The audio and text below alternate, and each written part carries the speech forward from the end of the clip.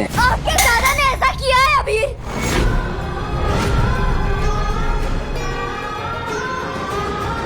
जिसे आप दादा दादा कहते हैं ना, वो एक एक एक पापी है, एक खूनी है, कातिल है, रेपिस्ट है। और अभी इसने सिर्फ चक्री के साथ ही नहीं, मेरी भी इज्जत के साथ खिलवाड़ किया। क्या बोल रही है?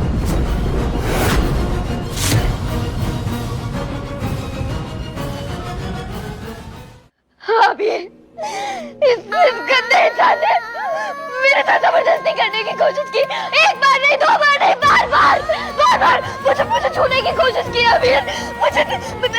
मुझे कमरे में ले गया, मुझे होटल में ले गया। अमीर इसने बहुत गलत किया है। अमीर इसने छुआ है मुझे। यहाँ छुआ। बस क्यों बात करूं मैं? क्यों करूं बस अमीर? ये घटिया इंसान है। पता है इसने मुझसे क्या कहा? मैं बताती हूँ इसकी हरकतें। इसने मुझसे कहा कि मैं तो सोना ना जिसे हूँ, तो मुझे तो इसकी बात मान लेनी चाहिए और इसके लिए मुझे पैसे भी देगा। और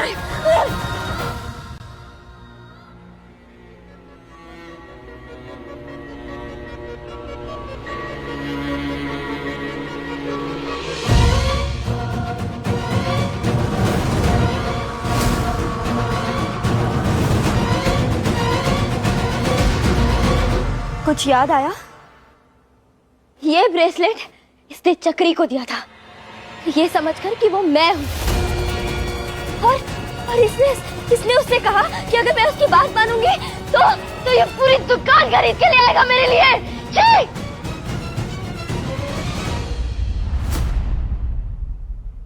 ये तो मेरा ब्रेसलेट है, तुम्हारे पास कैसे आया? अपने पति से पूछे।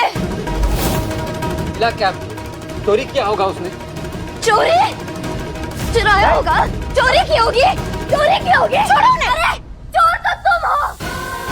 तुमने ना इंसानियत की इज्जत रखी, ना रिश्तों की इज्जत रखी। तू मेरी दोस्त, मेरी बहन, मेरी चक्री का कातिल है। तू एक घटिया और गंदा गिरा हुआ इंसान है। चुप करो। बस करो। चुप करो। कोई सोनागाछी की लड़की को कैसे इल्जाम लगा रही है हमारे बेटे पे? हाँ, कि उसने इसकी और इसके दोस्त की इज्जत से खेलना। मिथ्ये, सब मिथ्ये, बकवास है ये। नहीं माँ, एक लड़की तो लड़की होती है, चाहे वो सोनागाछी की हो या बागची खानदान की।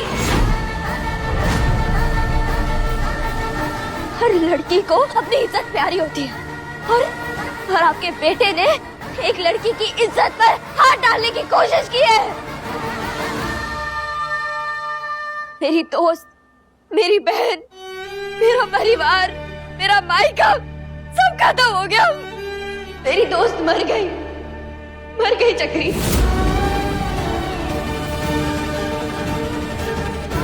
और मैंने उसके मरे हुए चेहरे पर सिर्फ दर्द नहीं देखा, एक डर भी देखा। क्योंकि जब ऐसा घटिया मिस्टर कौशिक बागची जैसा इंसान किसी की इज्जत पर हाथ डालेगा ना, तो सिर्फ शरीर पर चोट नहीं लगेगी, पूरी आत्मा हिल जाएगी।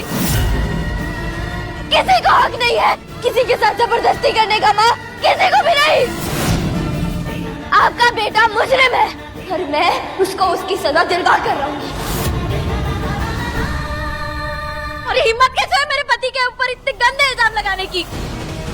तुम सोनागाछी से इस घर में आई और फिर उस घटिया लड़की को तुमने इस घर में लाया और अब इतने गंदे इल्जाम तुम मेरे पति पर लगा रही हो। किस हक से तुमने उस घटिया लड़की को इस घर में रखा?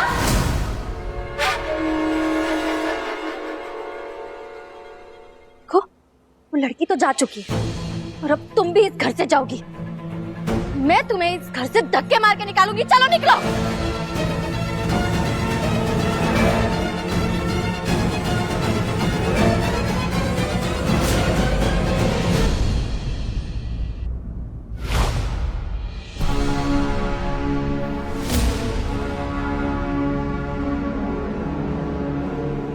सौदे बस कीजिए प्लीज, और आप सब लोग भी बस कीजिए प्लीज। नहीं अभी, अब सब कुछ ना इसके घर से बाहर जाने के बाद ही रुकेगा।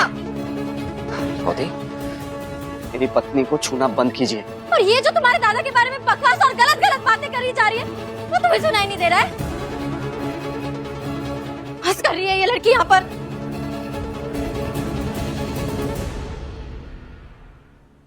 बहुत बड़ी बात कह दी है तुमने, बहुत बड़ी।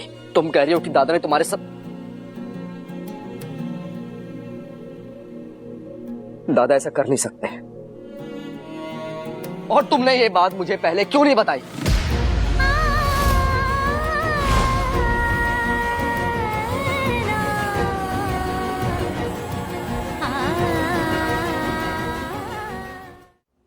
कबीर, मैंने बहुत कोशिश की आपको बताने की, लेकिन हर बार आपका जो आपके दादा के लिए प्यार और इज्जत है ना, बस वो बीच में आ गई। मैं आपका दिल नहीं तोड़ना चाहती थी, मैं इस परिवार के लिए, पप्पा के लिए, बॉडी के लिए चुप रही, और वही मेरी गलती हुई। अगर मैं इसका सच सबके सामने उसी टाइम ले आती ना, तो मेरी दोस्त इस रिश्ते के हाथों पड़ने से बच जाती। अभी मैं रिश्तों के लिए चुप रही, लेकिन जब इसने मेरी दोस्त के साथ ये सब किया ना, तो अब मैं चुप नहीं रहूंगी। जब ये किसी रिश्ता निभाने के लायक नहीं है, तो मैं चुप क्यों रहूं? नहीं